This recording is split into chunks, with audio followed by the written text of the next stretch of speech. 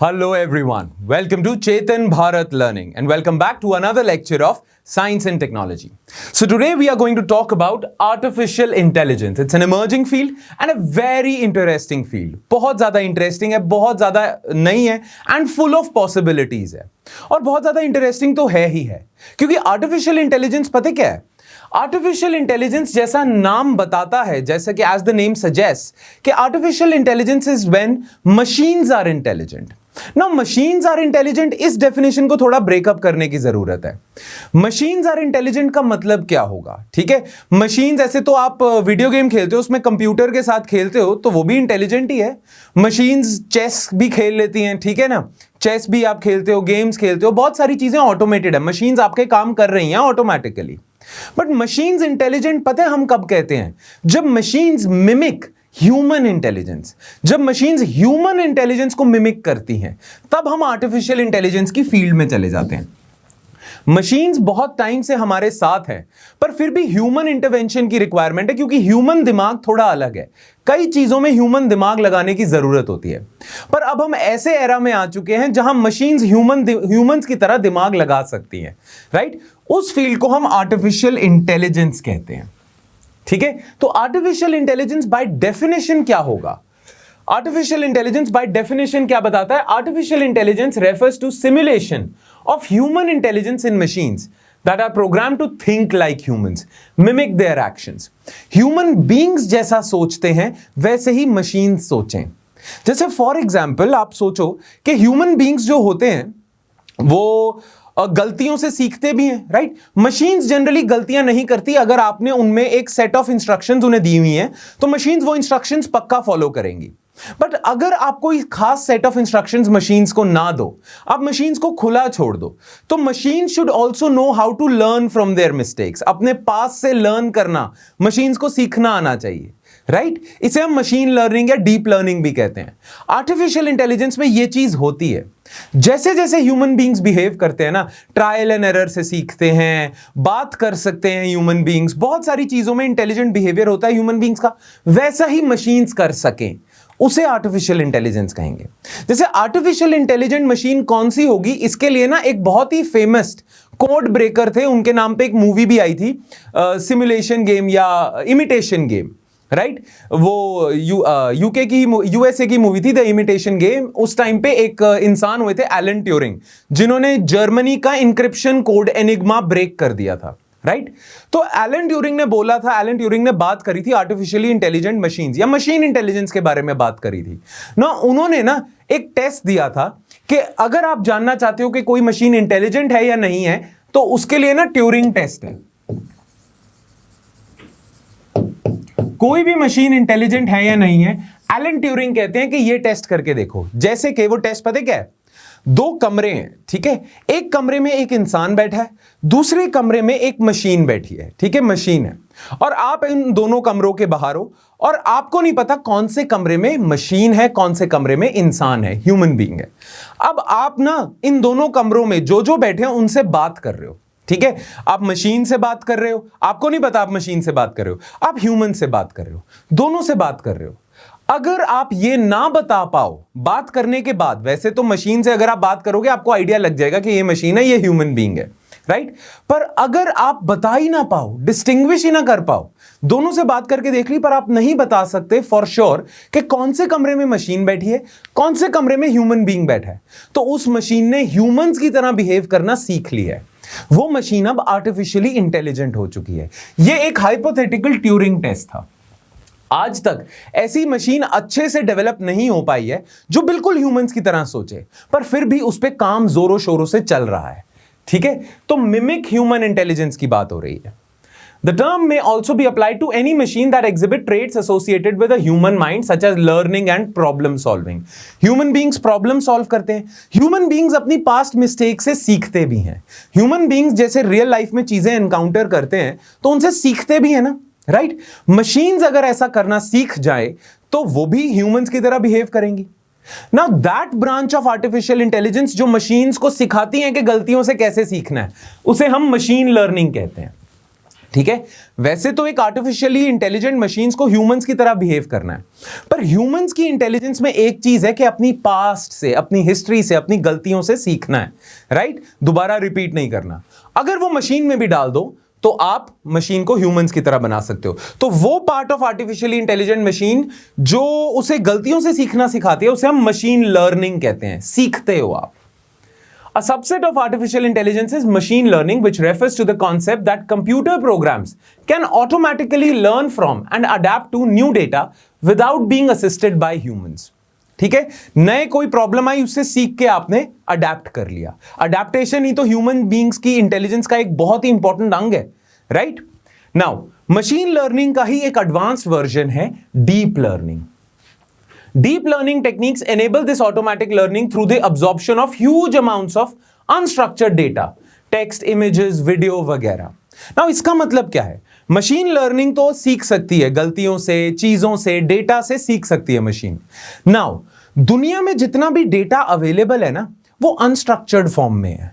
जैसे for example human beings जितनी भी चीजें वो देख पा रहे हैं, जितना भी ह्यूमन बींग्स के पास डेटा आ रहा है, ह्यूमन बींग्स भी तो डेटा गैदर कर रहे हैं थ्रू आवर 5 सेंसरी ऑर्गन्स। हम चीजें स्मेल कर सकते हैं, टच कर सकते हैं, हम टेस्ट कर सकते हैं, हम देख सकते हैं, हम सुन सकते हैं, राइट? ये 5 सेंसरी ऑर्गन्स के थ्रू हमारे पास डेटा आ रहा है। अब इस डेटा की सेंस हमारा दिमाग बनाता है, इस डेटा को स्ट्रक्चर्ड फॉर्म में डालता है, हमारा दिमाग खुद डालता है। डेटा अगर अनस्ट्रक्चर्ड फॉर्म में होगा तो आप चीजें याद नहीं रख पाओगे। फॉर एग्जाम्पल, आप एग्जाम की प्रिपरेशन जब करते हो, आपने देखा होगा किसी भी एग्जाम की प्रिपरेशन करते होगे तो कई बार कुछ चीजें याद रखने के लिए आप टेबल नहीं बना लेते, टेबल बना लेते हो, माइंड मैप्स बना लेते हो, राइट? ये सारी चीजें हम क्यों करते हैं? जितना भी डेटा हमें याद रखना, उसे एक स्ट्रक्चर्ड फॉर्मेट में डालते हैं, तभी वो चीजें याद रखेंगी। माइंड भी आपकी सारा जितना भी इतनी इंफॉर्मेशन आपके पास आ रही है, वो स्ट्रक्चर्ड फॉर्मेट में अगर नहीं है ना, प्रॉपर डेटा सेट्स बने हुए हैं, जैसे आप कोई याद रख रहे हो कोई भी चीज, जैसे फॉर एग्जांपल आपको कोई इंसान बोले कि यार तुम्हारी नानी जी बहुत अच्छा खाना बनाती हैं, तो आपके माइंड ने ना ऐसे टेबल्स बनाए हुए हैं, स्ट्रक्चर। मेरी नानी मतलब मेरे मम्मा की मदर, ठीक है, वो उनकी शक्ल आ जाएगी, ठीक है, फिर उनका खाना याद आ जाएगा, फिर वो इंस्टेंसेस, आपका ब्रेन ऑटोमेटिकली वो मेमोरीज खोल देगा जब आपने अपनी नानी के हाथ का खाना खाया था, और उसमें आपकी फीलिंग्स भी खोल देगा कि आपको वो खाना अच्छा लगा था या नहीं लगा था। आपकी मेमोरी में ये सारी चीजें पड़ी हुई हैं स्ट्रक्चर्ड फॉर्मेट में, है ना, राइट? तो आपका दिमाग भी स्ट्रक्चर्ड डेटा को ही एनालाइज करता है, उन्हीं से ही सीखता है, उन्हीं एक्सपीरियंसेस से। वैसे ही मशीन को अगर अपनी गलतियों से सीखना है, अपने पास से सीखना है, अपने पास एक्सपीरियंसेस से सीखना है, तो उनके पास भी डेटा स्ट्रक्चर्ड फॉर्मेट में होना चाहिए। पर रियल लाइफ में जो भी डेटा है, टेक्स्ट मिल रहा है मशीन को, इमेजेस मिल रही हैं, वीडियोस मिल रही हैं, ऑडियो फाइल्स मिल रही हैं, उन्हें स्ट्रक्चर्ड फॉर्मेट में करना, यह डीप लर्निंग है। क्योंकि बिना स्ट्रक्चर्ड फॉर्मेट में करे मशीन डिसीजन ही नहीं ले सकती, जैसे कि ह्यूमन बींग्स डिसीजन नहीं ले सकते। अगर आपको ऐसे सोचना पड़े, कोई देखो, ये कई चीजें ना हम फॉर ग्रांटेड ले लेते हैं, पर आपका दिमाग कितना सॉलिडली काम कर रहा है आप देखो। आपको कोई बोलता है कि यार तुम्हारी नानी बहुत अच्छा खाना बनाती है, तो ऐसा नहीं होता कि आप एकदम से ऐसे मोड में चले जाते हो, आपका ब्रेन चले जाता है नानी नानी नानी, जितने भी लोगों से आप मिले हो आज तक सबको ढूंढना शुरू कर जाता है, ये नानी है, ये नानी है। ऐसा नहीं आपका दिमाग काम करता, एकदम से आपकी नानी की शक्ल आ जाती है आपके सामने, नानी याद आ जाती है, ठीक है? तो ये सारी चीजें होती है, क्यों? आपके दिमाग में इंफॉर्मेशन स्ट्रक्चर्ड है, हम गौर भी नहीं करते, पर कितनी छोटी छोटी चीजें हैं। जैसे फॉर एग्जाम्पल, कल को मैं आपको बोलूं यार कल ना मैंने मैच में सिक्सर मारा, नाउ किसी और इंसान को मैं बोलूं ना जिसको क्रिकेट के बारे में नहीं पता, उसको समझ ही नहीं आएगी स्टेटमेंट, उसके दिमाग में वो इंफॉर्मेशन ही नहीं है।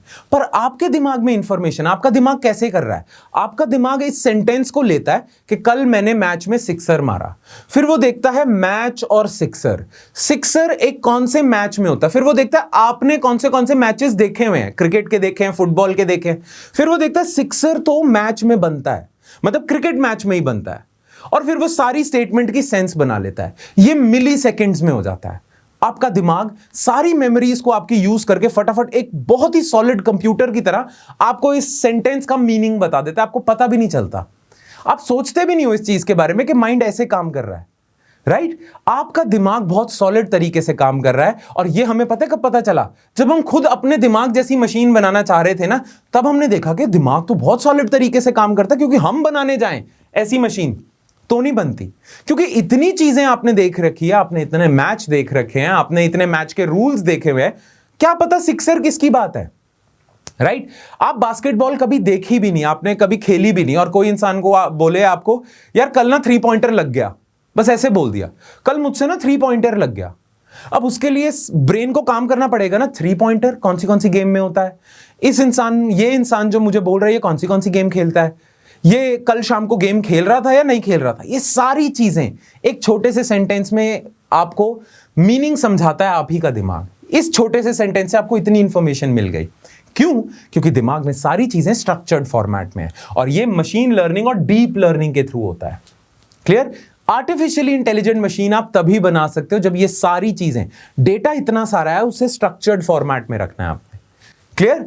आई होप थोड़ा सा आइडिया लग रहा होगा आपको कि science and technology with respect to computers कितनी एडवांस्ड हो गई है कि हम ह्यूमंस की तरह दिमाग बनाने की सोच रहे हैं, right? Now categorisation of artificial intelligence. Now artificial intelligence को ना हम 2 पार्ट्स में डिवाइड कर लेते हैं। एक तो होती है वीक आर्टिफिशियल इंटेलिजेंस, जो नॉर्मल ऑटोमेटिक टास्क है ना, उसे हम वीक आर्टिफिशियल इंटेलिजेंस कहेंगे। जैसे आपके फोन्स में अगर आईफोन है तो आप सिरी से बात करते हो, hey Siri play this song, hey Siri call this. या आपके घर में अगर अमेजॉन का अलेक्सा है तो आप बोलते हो ना Alexa play songs by Kishore Kumar, ऐसे बोल देते हो। तो अलेक्सा आपकी बात सुन के आइडिया लगा लेती है कि कौन सा गाना चलाना है, कैसा गाना चलाना है, राइट? सिरी, एलेक्सा। आप कंप्यूटर में वीडियो गेम खेलते हो तो कंप्यूटर गेम्स खेल रहा है, राइट? आपके खिलाफ, तो वो भी एक ह्यूमन की तरह ही खेल रहा है। तो इसे हम वीक आर्टिफिशियल इंटेलिजेंस कहेंगे। प्रिडिक्टेबल सा बिहेवियर है, कई जगह पे अच्छे से काम करता है ये, पर अभी प्रॉपर ह्यूमन बीइंग की तरह नहीं काम करता। आप सिरी से बात करोगे, सिरी या एलेक्सा से या गूगल से, है ना, तो आप बात करोगे, आपको आइडिया लग जाएगा ये मशीन है, राइट? अभी तक ट्यूरिंग टेस्ट पास नहीं करा इन्होंने, ना अलेक्सा ने करा है, ना सिरी ने करा है, ना गूगल ने करा है। बोलते हो ना hey Google wake me up at 6 o'clock, तो वो ऑटोमेटिकली अलार्म लगा देता है, राइट? ऐसा ही होता है ना। पर फिर भी अगर आप गूगल को बोल दो गूगल मुझे 6 बजे उठा देना, तब गूगल को समझ नहीं आएगा। या गूगल में अगर लैंग्वेज ही नहीं एनकोडेड है, पंजाबी में बोल दिया आपने या मराठी में बोल दिया, नहीं समझ आएगा गूगल को जब तक गूगल में वो चीज नहीं है ना? कुछ ऐसी सी चीज है। तो ये वीक आर्टिफिशियल इंटेलिजेंस है, इसमें अभी भी फॉल्ट्स हैं, आप बता सकते हो ये मशीन है। पर अब पता किस चीज पे काम हो रहा है? स्ट्रॉन्ग आर्टिफिशियल इंटेलिजेंस पे काम हो रहा है, जिसको हम कई बार आर्टिफिशियल जनरल इंटेलिजेंस भी कह देते हैं। कि एक ऐसी मशीन जो बिल्कुल ह्यूमंस की तरह है और इंटेलिजेंट ह्यूमन की तरह है। इसी से ही बहुत लोगों को डर भी लगा हुआ है कि कल को एक ऐसी मशीन आ जाए जिसको लगे कि ह्यूमन बीइंग्स खराब है, ह्यूमन बीइंग्स को मारना शुरू कर दे। ऐसी मूवीज बनी है ना, टर्मिनेटर, मैट्रिक्स, राइट? वो इसी पे ही है कि हमने एक आर्टिफिशियल जनरल इंटेलिजेंस को जन्म दे दिया है। वो स्ट्रॉन्ग एआई है। स्ट्रॉन्ग एआई में क्या होगा? These are systems that carry on task considered to be human like. These tend to be more complex and complicated systems. ठीक है, ये जैसे सेल्फ ड्राइविंग कार्स हो गई, आर्टिफिशियल जनरल इंटेलिजेंस हो गई। आप फोन पे बात कर रहे हो और आपको पता ही नहीं चल रहा कि आप एक मशीन से बात कर रहे हो। जैसे कि फॉर एग्जाम्पल आपको पता है गूगल ने एक ऐसा प्रोग्राम बना दिया था, गूगल ने ना एक ऐसा प्रोग्राम बनाया कि जिससे ना सारे कॉल सेंटर्स रिप्लेस हो जाएं। गूगल ने एक प्रोग्राम बनाया, उस मशीन से ना किसी इंसान को कॉल करवाया। ठीक है, अब कॉल उस मशीन से करवाया या वो मशीन का नंबर किसी इंसान को दे दिया, और ना जिस इंसान ने कॉल करा मशीन को, उसको लगा मैं पिज्जा ऑर्डर कर रहा हूं। ठीक है, तो इमेजिन करो गूगल ने ऐसा प्रोग्राम बनाया कि आपने पिज्जा ऑर्डर करा और आप ना पिज्जा वाले से बातें करी जा रहे हो। हाँ यार, और क्या हाल चाल है तेरे, ठीक है सब ठीक है, चल यार एक ना पिज्जा भेज देना, ऐसे बात कर रहे हो आप। और वो जो सामने वाला इंसान है वो आपको ह्यूमन लाइक ही रिस्पॉन्स दे रहा है। हाँ नहीं जी, घर पे सब ठीक है, मम्मी पापा ठीक है, हाँ कौन सा पिज्जा लोगे, ऐसे बात। ठीक है, पर उस इंसान को पता भी नहीं चला कि वो एक मशीन से बात कर रहा है। वो मशीन में ऐसी प्रोग्रामिंग करी हुई थी कि आप कुछ भी उससे पूछो वो ह्यूमन लाइक रिस्पॉन्स देगी आपको। Don't you think that's artificial intelligence? ये स्ट्रॉन्ग आर्टिफिशियल इंटेलिजेंस है, इसे हम आर्टिफिशियल जनरल इंटेलिजेंस भी कह देते हैं। ठीक है, मेक सेंस? सीरी से आप बात करो पता चल जाएगा, पर ऐसी चीज जिससे आप बात कुछ भी पूछ रहे हो, उसको गाली दे रहे हो तो वो रिस्पॉन्ड गुस्से में गाली आपको वापस दे रहा है। मशीन्स थोड़ी ऐसा करती हैं, राइट? वो प्रोग्राम नहीं डालते आप। तो ये आर्टिफिशियल जनरल इंटेलिजेंस है, ये कैटेगरीज में आप बांट सकते हो। ठीक है, आगे चलते हैं। Challenges in front of AI development. Now अभी थोड़े बहुत चैलेंजेस मैंने आपको बता दिए हैं। मशीन्स तो बहुत टाइम से बनती आ रही हैं, ऑटोमेटिक मशीन्स भी बनती आ रही हैं, पर आर्टिफिशियली इंटेलिजेंट मशीन डेवलप करना बहुत मुश्किल काम है। क्यों मुश्किल काम है, क्या चैलेंजेस आते हैं बनाने में, वो देखते हैं। The overall research goal of artificial intelligence is to create technology that allows computers and machines to function in an intelligent manner, right? Human-like intelligence. The general problem of simulating or creating intelligence has been broken down into sub-problems. छोटी-छोटी problems आपने बना दी हैं। अब ये जो सब problems हैं, ये क्या प्रॉब्लम्स हैं कि आप मशीन्स को ऐसा प्रोग्राम कर दो कि वो ह्यूमंस की तरह बिहेव करे। नाउ ऐसे प्रोग्रामिंग करने में कुछ चैलेंजेस आते हैं। वो चैलेंजेस क्या हैं? एक, मशीन्स को सिखाना है रीजनिंग एंड प्रॉब्लम सॉल्विंग। ये तो आप कर सकते हो, इतना बड़ा चैलेंज नहीं है, ठीक है। मशीन्स करती आई हैं, कंप्यूटर में कैलकुलेटर होता है, राइट? कंप्यूटर में कुछ प्रोग्राम्स भी होते हैं जो प्रॉब्लम सॉल्व कर देते हैं। ये चीज तो आप कर सकते हो, ये एक चैलेंज सॉल्व हो चुका है। दूसरा चैलेंज है नॉलेज रिप्रेजेंटेशन। अभी थोड़ी देर पहले मैंने बताया ना कि आपको कोई सेंटेंस बोलता है कि कल मैंने मैच में 3 पॉइंटर मारा या कल मैंने मैच में चौका मारा, ठीक है। इंग्लिश और हिंदी दोनों यूज कर रहा है वो। कल मैंने मैच में चौका मारा, मैच, ठीक है। उसने इंग्लिश का वर्ड यूज करा, लैंग्वेजेस भी मिक्स कर दी, सब कुछ हो गया, ठीक है। पर आपका दिमाग इतना तेज है कि मिली सेकेंड में वो आपको इसका मतलब समझा देगा, आपको समझ आ जाएगा सामने वाला क्या कह रहा है। कैसे पता चलेगा? क्योंकि सारी इंफॉर्मेशन आपके पास जो है वो एक स्ट्रक्चर्ड फॉर्मेट में रिप्रेजेंटेड है, राइट नाउ। ये सबसे बड़ा चैलेंज है कि नॉलेज जो है, जो डेटा आ रहा है आर्टिफिशियल इंटेलिजेंट मशीन के पास, उसे रिप्रेजेंट कैसे किया जाए ताकि मिली सेकेंड में ह्यूमन लाइक रिस्पॉन्सेज आए, राइट? ये सबसे बड़ा प्रॉब्लम है। फिर ह्यूमन बीइंग्स प्लानिंग भी कर लेते हैं ना कि आज से 1 महीने में मेरा, जैसे आप प्लानिंग कर रहे हो कि 1 महीने में आपका एग्जाम है, 1 या 2 महीनों में आपका एग्जाम है, उस एग्जाम के लिए मुझे कैसा अपना शेड्यूल बनाना है, कैसा करता जाऊंगा। अगर ऐसे करता जाऊंगा तो 15 डेज में ये रिवाइज हो जाएगा, इतने एमसीक्यूज हो जाएंगे, ये हो जाएगा और पेपर पास हो जाएगा, राइट? ऐसी आप लंबी चौड़ी प्लानिंग करते हो। वो प्लानिंग मशीन को सिखानी पड़ती है कि मशीन्स भी प्लानिंग कर सकें और बेटर प्लानिंग कर सके। ह्यूमन बीइंग्स तो कुछ गलतियां कर देते हैं प्लानिंग में, कई ऐसे फैक्टर्स को इनकॉर्पोरेट ही नहीं करते जिन फैक्टर से उनका प्लान खराब हो सकता है, राइट? पर मशीन्स को आपने सिखाना है कि सारे फैक्टर्स को आप अकाउंट फॉर करके एक अच्छा प्लान बनाओ जिसकी प्रोबेबिलिटी ज्यादा हो सक्सेस की, ठीक है। लर्निंग, मशीन लर्निंग, वो नॉलेज रिप्रेजेंटेशन से ही आ जाएगा।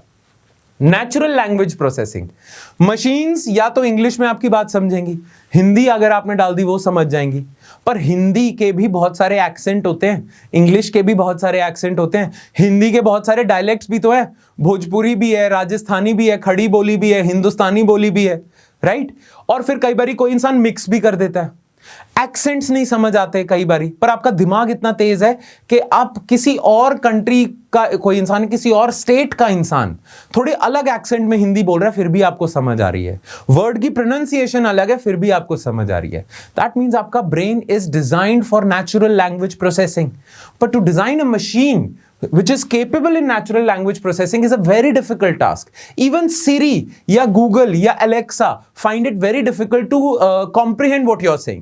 आप हिंदी इंग्लिश मिक्स करके Alexa को कोई कमांड दे दो, एरर आ जाएगा। आप बोले यार Alexa हिंदी इंग्लिश पंजाबी भी मिक्स कर दिया, Alexa या किशोर कुमार दे सॉन्ग्स प्ले करी, या किशोर कुमार के सॉन्ग्स प्ले करो। किशोर कुमार, चलो ठीक है, सॉन्ग्स प्ले करो हिंदी आ गई। बड़ा मुश्किल है, राइट? बट ये सिखाना है उन्हें। देन परसेप्शन, चीजें रिसीव कैसे करनी है, डेटा परसीव कैसे करना है। देन मोशन एंड मैनिपुलेशन, ये रोबोटिक्स की फील्ड है कि कैसे अगर आपने रोबोट सा बना दिया आर्टिफिशियल इंटेलिजेंट टर्मिनेटर की तरह, तो वो कैसे मोशन वगैरह करे, क्योंकि आपका दिमाग आपके मसल्स को भी कंट्रोल करता है ना। आपका दिमाग से ही आप हाथ ऊपर कर रहे हो, नीचे कर रहे हो, फुटबॉल खेल रहे हो, तो दिमाग इंस्ट्रक्शन दे रहा है कि टांग को कि किक मारो, राइट? तो आपके बॉडी का सारा मोशन भी दिमाग से कंट्रोल हो रहा है, वो भी मशीन को सिखाना है। सोशल इंटेलिजेंस सिखानी है मशीन को। सोशल इंटेलिजेंस क्या है? जैसे एक तो इंटेलिजेंस है, एक सोशल इंटेलिजेंस है ना, लोगों से कैसे बिहेव करना है, कॉमन सेंस क्या होती है, लोगों को ग्रीट कैसे करना है, कैसे सामने वाले को खुश करना है, कैसे सामने वाले को टॉन्ट मारना है, कैसे सामने वाले को गुस्सा दिखाना है। उसके लिए इमोशनल इंटेलिजेंस भी चाहिए, वो सिखानी है मशीन को। और जनरल इंटेलिजेंस, ये जनरल वर्ड पता क्या है? सारे ह्यूमन बीइंग्स में जो मतलब एक ह्यूमन बीइंग में इंटेलिजेंस के जो जो पैरामीटर्स हैं सारे सिखाने हैं, राइट? तो ये है क्लियर। नाउ ये चैलेंजेस और इन्हीं पे काम चल रहा है। खैर हम आगे बढ़ते हैं। एवोल्यूशन ऑफ एआई स्टार्ट कहां से हुआ था? ये आर्टिफिशियल इंटेलिजेंस जो नाम दिया गया था ना, ये नाम दिया गया था by a very famous researcher John McCarthy.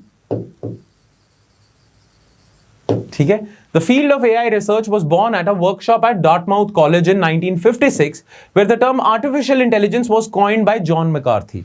तो आपसे कभी पूछा जाए कि आर्टिफिशियल इंटेलिजेंस टर्म दिया किसने है, who coined the term artificial intelligence, then you have to always tick on the option which mentions John McCarthy. John McCarthy actually coined the term artificial intelligence. Alright, to distinguish the field from cybernetics and escape the influence of cyberneticist Norbert Wiener.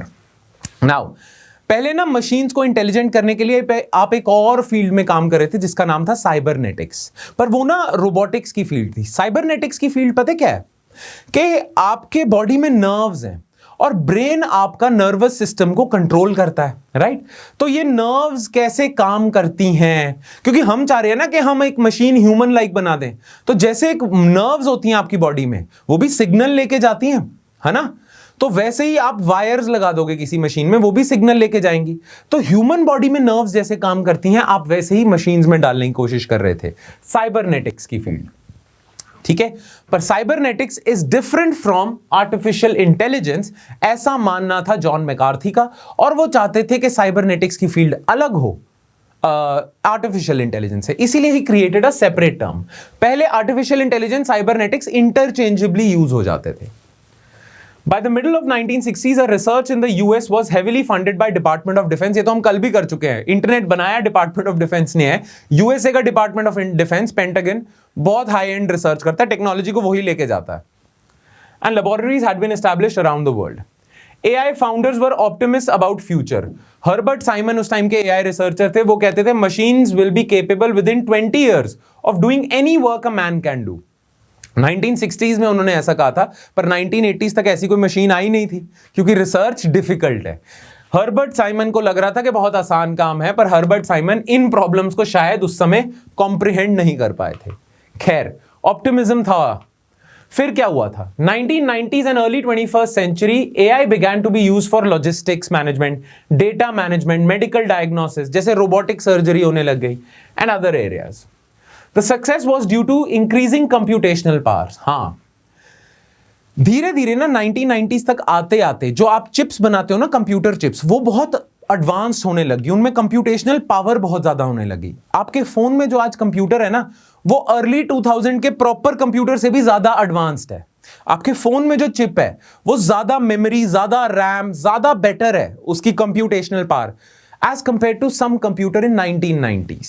धीरे धीरे advancement होती गई ना, तो जैसे जैसे अगर machines advance होती जाएंगी, कंप्यूटेशनल पावर एडवांस होती जाएगी, माइक्रोचिप्स एडवांस होती जाएंगी, वैसे वैसे आर्टिफिशियल इंटेलिजेंस की तरफ आप कदम भी तो बढ़ाते जाओगे, क्योंकि इंटेलिजेंट मशीन्स बनानी है भाई, right? Greater emphasis on solving specific problems, new ties between AI and other fields, बहुत सारी फील्ड्स में आप एआई को डालने लग गए। फिर क्या हुआ? Deep Blue became the first computer chess playing system to beat a reigning world chess champion Garry Kasparov. हाँ, फिर ना इन्होंने दिखाया कि हम ऐसी इंटेलिजेंट मशीन बना सकते हैं। 1997 में ना IBM कंपनी है, उसने एक प्रोग्राम बनाया डीप ब्लू, या डीप ब्लू सी पूरा नाम था, डीप ब्लू सी। उसने एक chess champion, grandmaster chess champion Garry Kasparov को हरा दिया था, राइट? उसके बाद गैरी कैस्परोव ने कहा था एक रीमैच करवा दो, पर रीमैच हुआ नहीं था, क्योंकि इन्होंने जो प्रोग्राम बनाया था उसने गैरी कैस्परोव को हरा दिया था, पर इस प्रोग्राम में अभी तक मशीन लर्निंग नहीं आई थी कि गैरी कैस्परोव ने पहले मैच में जो गलतियां करी थी उससे सीख के मशीन अपने आप को अपग्रेड कर ले, ये चीज नहीं आई थी। इसीलिए गैरी कैस्परोव ने कहा था दोबारा रीमैच करो, मैं तो सीख गया हूं ना कैसे मशीन ऑपरेट करती है, मैं फिर हरा दूंगा, पर इन्होंने IBM वालों ने मना कर दिया था। खैर, इससे AI की फील्ड में एक एडवांसमेंट जरूर हुई थी। क्या एडवांसमेंट थी? कि आप एक चेस चैंपियन को हरा सकते हो। Now chess is a very human activity, human intelligence activity, right? तो ये एक एडवांसमेंट थी, पर अब तो हम बहुत आगे जा चुके हैं। IBM ने एक और प्रोग्राम बनाया था, जेपेडी क्विज शो। उसमें जेपेडी एक गेम शो आता था, उसमें लोग जीतते थे, सवालों के जवाब वगैरह देते थे। IBM के इस प्रोग्राम ने चैंपियंस, जेपेडी गेम शो के चैंपियंस को हरा दिया था, ठीक है? फिर 2015 में ब्लूमबर्ग की न्यूज आई थी कि गूगल ने तो बहुत ज्यादा काम करना शुरू कर दिया है AI पे, और AI अब बहुत ज्यादा एडवांस हो चुका है।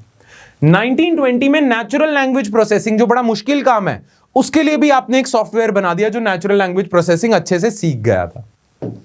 और अभी डीप माइंड जो गूगल की ही कंपनी है, उन्होंने अल्फा फोल्ड बनाया है, और ये AlphaFold demonstrates ability to determine in hours rather than months the 3D structure of a protein. Facial recognition अच्छी कर सकते हैं।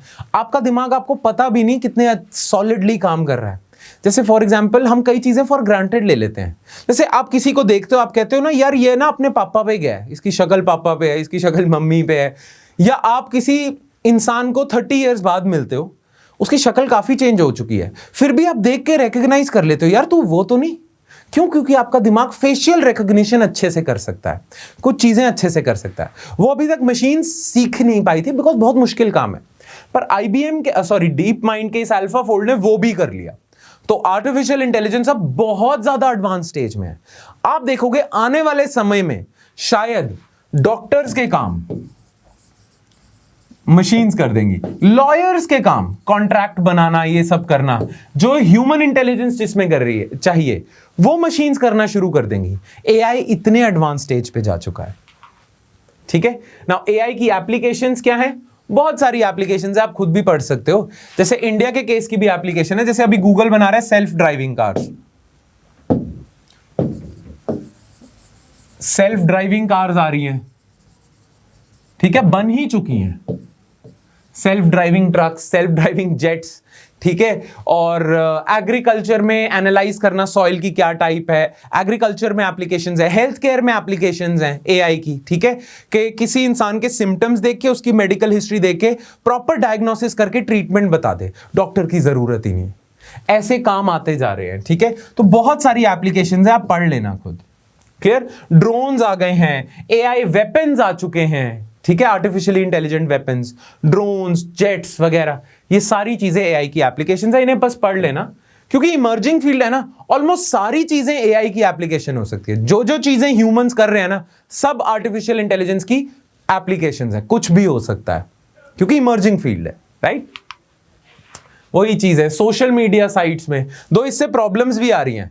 आप एक आर्टिफिशियली इंटेलिजेंट मशीन बना दो जिसका ट्विटर पे आप अकाउंट डाल दो, ठीक है, वो किसी तरह कुछ कर सकता है। एक और प्रॉब्लम आ रही है आर्टिफिशियल इंटेलिजेंस की जिसे हम कहते हैं डीप फेक। आपने एक आर्टिफिशियल इंटेलिजेंट प्रोग्राम बना दिया, वो क्या करता है, वो सेलिब्रिटीज को ना देखता है, एनालाइज करता है, मिमिक करता है, और फिर उनकी एक पिक्चर बना देता है, वीडियो बना देता है, वीडियो रिकॉर्ड कर देता है, और वो सर्कुलेट कर देता है। आपको लगता है वही इंसान बोल रहा है क्योंकि एआई ने बहुत अच्छे से एनालाइज कर लिया उसको, उसकी फेशियल मूवमेंट एनालाइज कर लिया। वो जब नो बोलता है तो उसकी आंख यहां से ऐसे होती है, ये सब एआई ने देख लिया और ऐसी फोटो बना के उससे बुलवा भी दिया, राइट। ये सारी चीजें हो रही हैं। एक्चुअली डीप फेक का एक बहुत इंडिया में भी इंसिडेंट हुआ था। मनोज तिवारी जी ने, जो बीजेपी के सांसद हैं दिल्ली से, उन्होंने एक मैसेज दिया था, बाद में पता चला वो मैसेज फेक था क्योंकि मनोज तिवारी जी ने ऐसा कुछ बोला ही नहीं। एक डीप फेक ऐसे वीडियो बना दी जिसमें बिल्कुल लग रहा था हूबहू, आप बता ही नहीं सकते कि ये फेक वीडियो है। वैसा ये चीजें बहुत हो रही हैं। डीप फेक, कोई इंसान ह्यूमंस को इमिटेट कर सकता है, मुझे कोई इमिटेट कर सकता है, मेरी यही वीडियो ऐसा हो सकता है कि मैं पढ़ा रहा हूं, ऐसा भी हो सकता है कि किसी एआई ने मेरी सारी मूवमेंट, मैं ऐसे करता हूं, ऐसे करता हूं, कुछ बोलते हुए ऐसे करता हूं, सब एनालाइज करके सीख लिया कि ये इंसान की बॉडी लैंग्वेज क्या है, और उसी हिसाब से एक वीडियो जारी कर दी, बना दी, लेक्चर भी ले लिया, ठीक है। आपको लग रहा है मैं ही बोल रहा हूं, पर वो तो कोई और बोल रहा है, मशीन बोल रही है अपने आप, मेरा रूप लेके, बहरूपिया है मशीन, राइट। तो ये डीप फेक की प्रॉब्लम है, ये आ भी रही है, पर मशीन्स आर केपेबल नाउ, ठीक है। Now philosophical questions posing AI, AI की थ्रेट्स क्या है, फिलोसॉफिकल क्वेश्चंस क्या है, एआई आने से क्या हो सकता है। There are 3 philosophical questions related to AI. AI से प्रॉब्लम्स क्या हो सकती हैं, फिलोसॉफिकल चीजें क्या हैं। Whether artificial general intelligence is possible, whether a machine can solve any problem that a human being can solve using intelligence, or if there are hard limits to what a machine can accomplish. क्या seriously artificial intelligence possible है? क्या हम ऐसी machine बना सकते हैं जो बिल्कुल humans की तरह है, उसके emotions भी humans की तरह है, वो sad भी होती है, खुश भी होती है।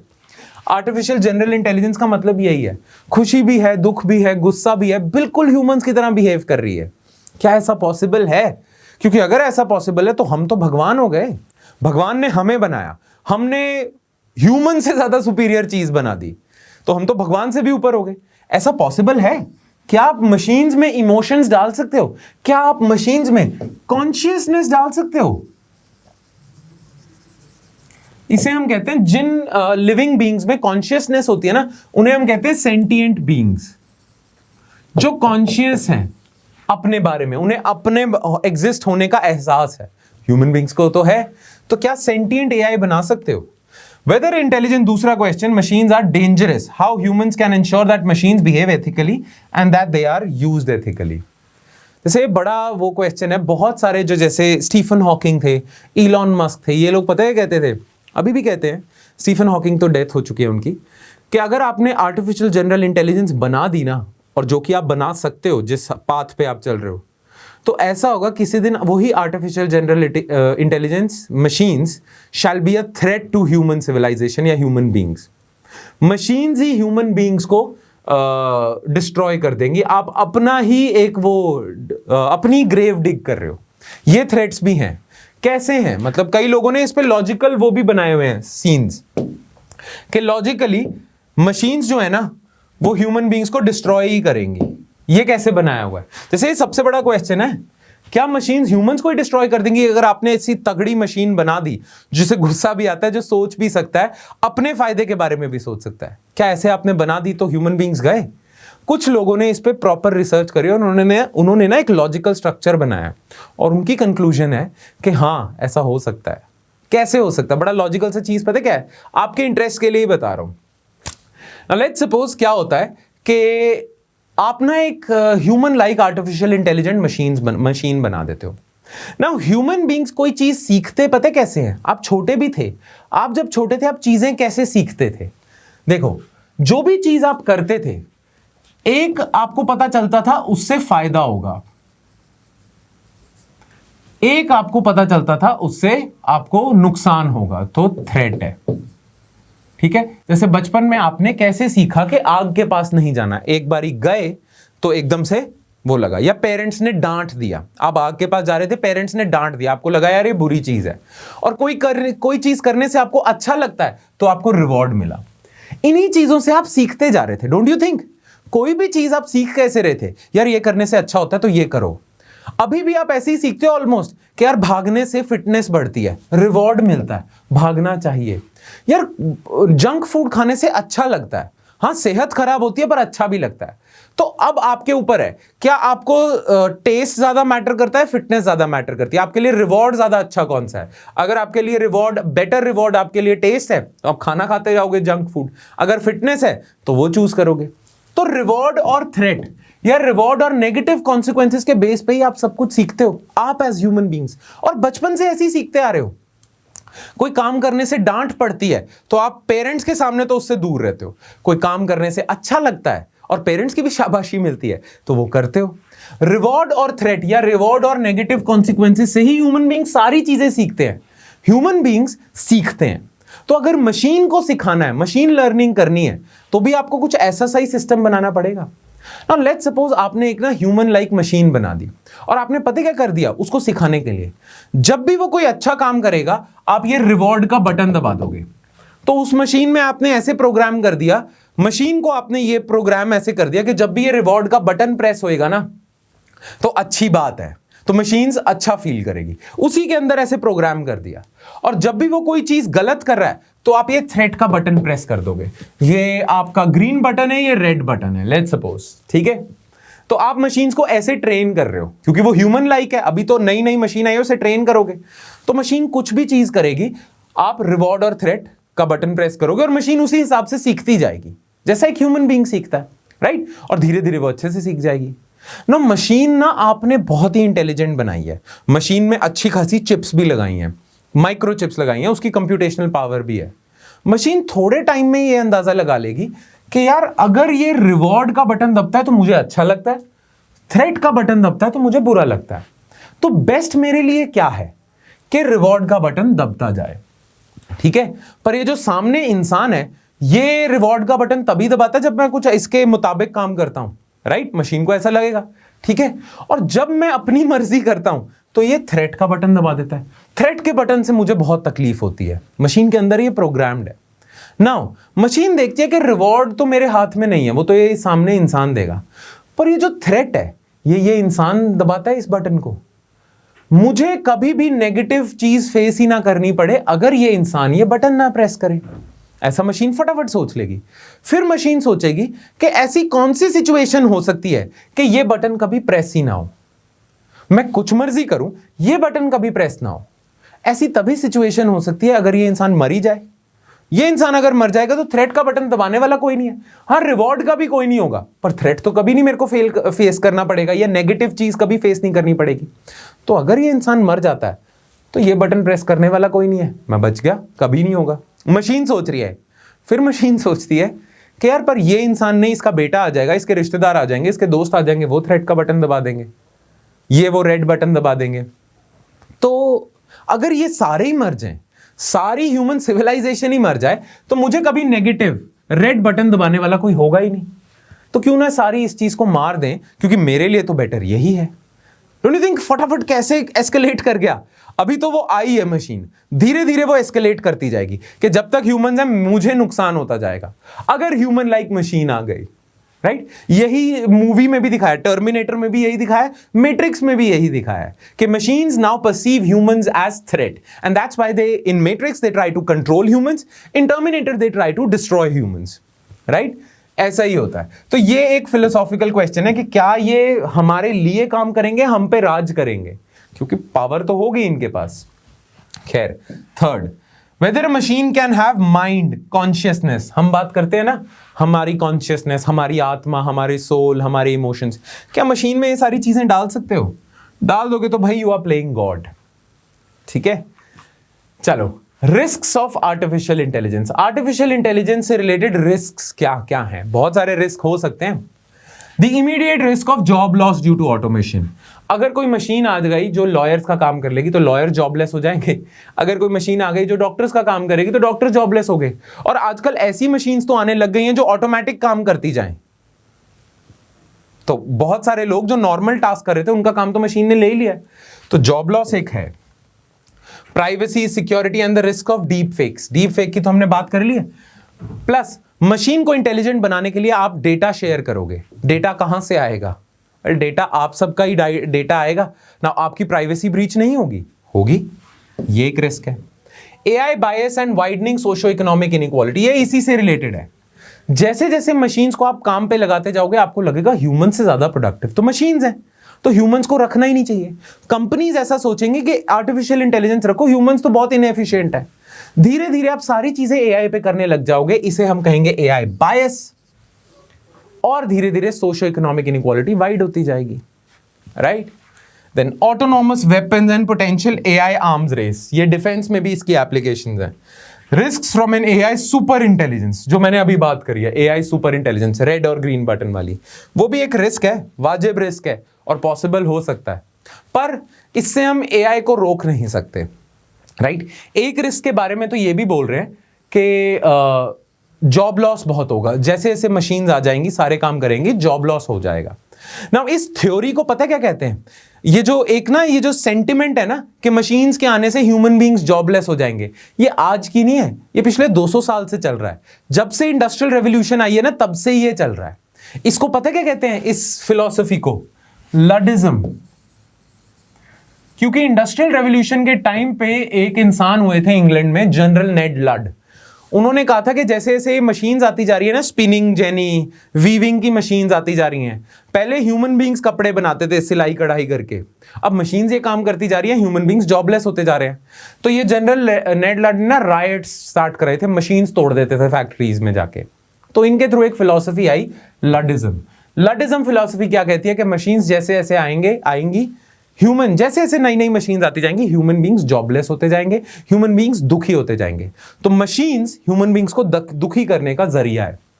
नाउ बहुत सारे लोग इस लडिज्म फिलॉसफी में बिलीव करते हैं, मे बी शायद आप भी करते होगे, ठीक है, कि जब से मशीनें आए हैं ना, जब से ये सोशल मीडिया आई है, हमारा तो रिश्ता ही खत्म हो गया लोगों से। कहते नहीं है कि सोशल मीडिया के आने से आप सोशल मीडिया पे तो लोगों के दोस्त हो, एक्चुअल इंटरेक्शन ही बंद हो गया।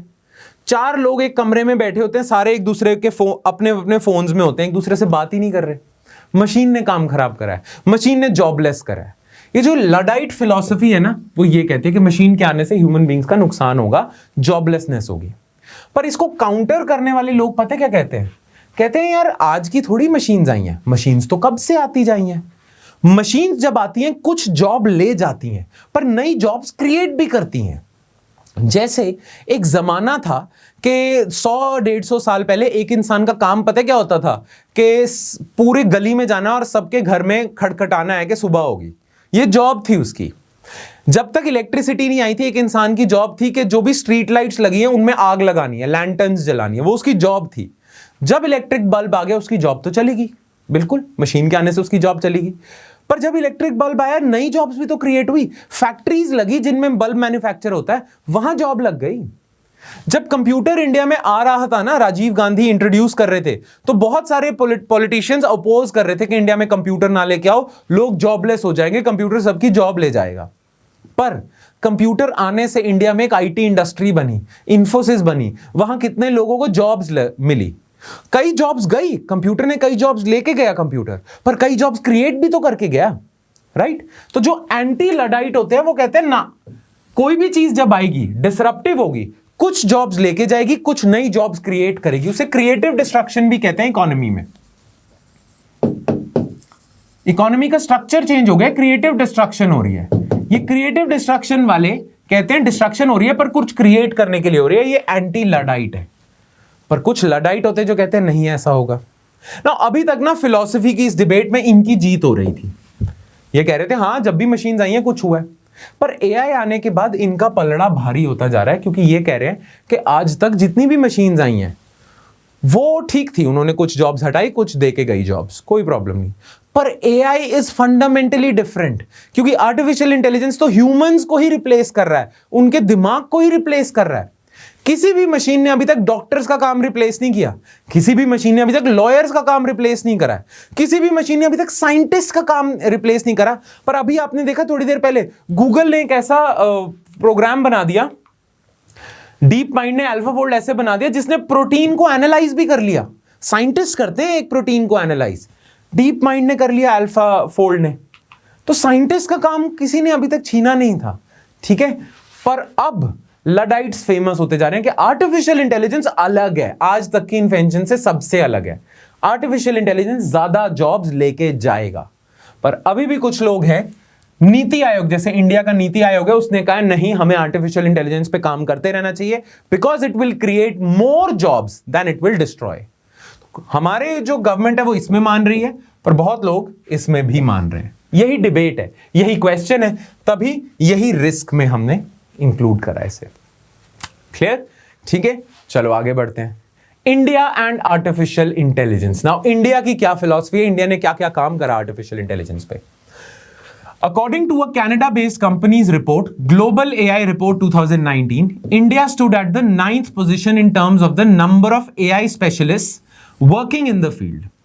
हर कंट्री को एनालाइज करा कि किस कंट्री में कितने लोग एआई पे काम कर रहे हैं, एआई स्पेशलिस्ट कितने हैं। तो इंडिया का रैंक 9th आया था।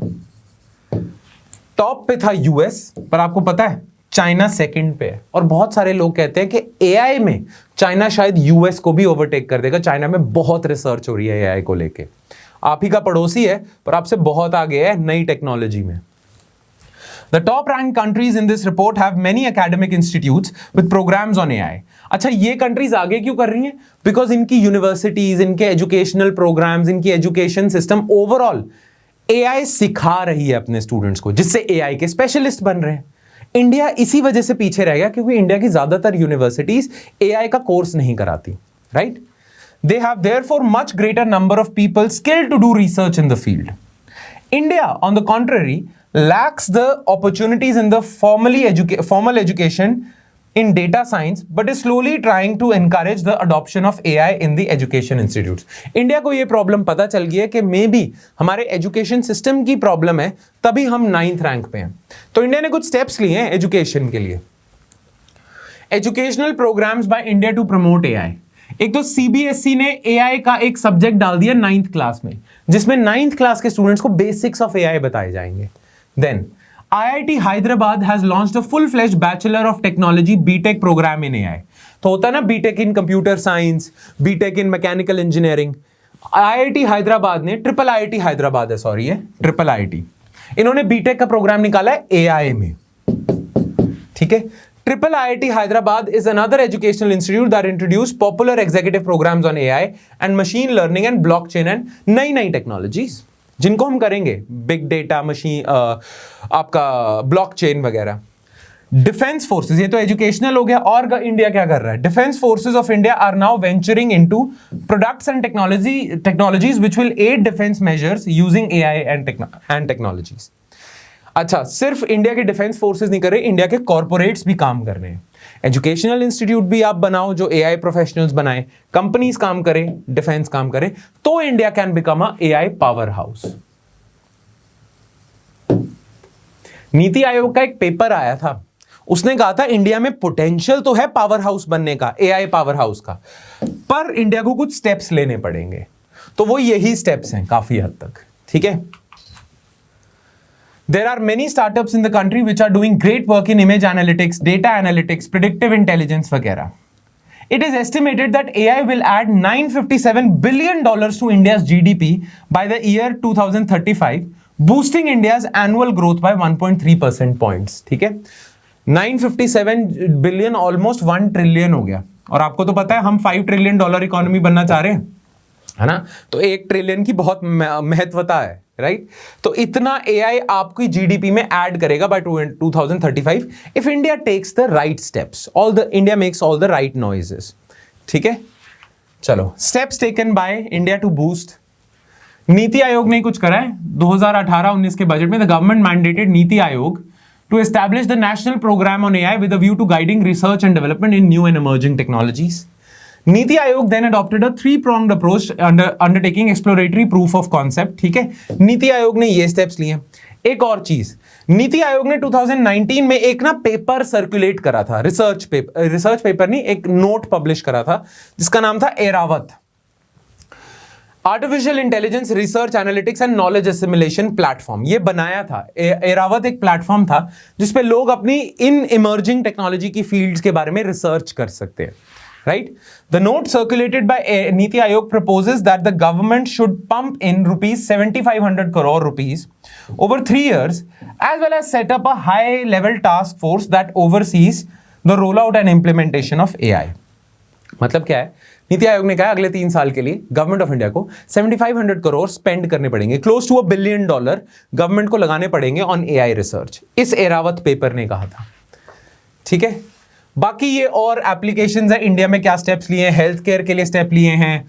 इंडिया को ना लगता है कि एआई इंडिया को हेल्प कर सकता है किन किन एरियाज में, हेल्थ केयर में, एग्रीकल्चर में, एजुकेशन में, स्मार्ट सिटीज में, इंफ्रास्ट्रक्चर में, स्मार्ट मोबिलिटी में, ट्रांसपोर्टेशन में, ठीक है। फिर ये कॉमर्स मिनिस्ट्री ने कुछ लिया है, फिर इन्होंने नीति आयोग ने 2018 में नेशनल स्ट्रैटेजी फॉर एआई भी निकाली थी, राइट? एरावत भी उसी में निकाला था। और बजट 2019-20 में और बहुत सारे स्टेप्स लिए गए हैं। National sports education board under Khelo India to prepare youth for new age skills, artificial intelligence, internet of things, big data वगैरह वगैरह। तो ये सारी चीजें इंडिया के लिए आपको पता होना चाहिए कि इंडिया में एआई को लेके क्या चल रहा है। ये आपको नोट्स में मिल जाएगा, don't worry about it, alright, ठीक है। तो इसी के साथ ना हमारा एआई खत्म होता है, पर नेक्स्ट टेक्नोलॉजी हमने जो करनी है इमर्जिंग टेक्नोलॉजी है, और as a matter of fact इस टेक्नोलॉजी का जो अब हम भी करेंगे, इस टेक्नोलॉजी का आर्टिफिशियल इंटेलिजेंस में बहुत ज्यादा लेना देना है। अगर इंडिया इस टेक्नोलॉजी में अच्छा हो जाता है तो एआई को ऑटोमेटिकली बूस्ट मिलेगा। That technology is big data.